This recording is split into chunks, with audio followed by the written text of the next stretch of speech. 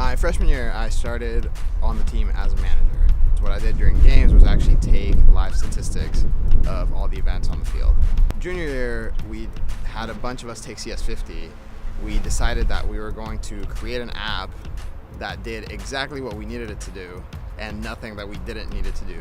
During CS50, we gained the skills necessary not to do any particular one thing, but to code or build software one step at a time by looking at the basics and then building upon that. But we started from, this is what we want the app to do. So we need an app that has a little field with all the players on it.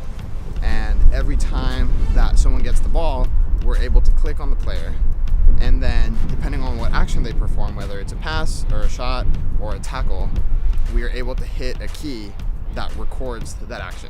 Once the stats are ready, we visualize them all with nice graphs and charts so that every single person can see their performance from a more objective standpoint of how many passes they completed.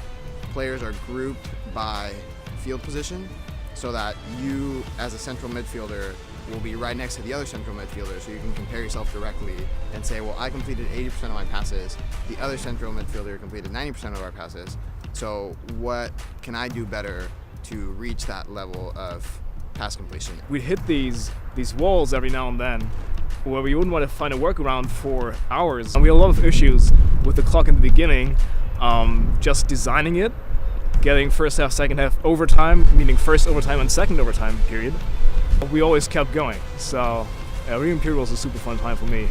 So at this point we can actually wrap up taking the stats, get the file, drop it into a template that outputs all the stat sheet, and that process now takes 30 minutes.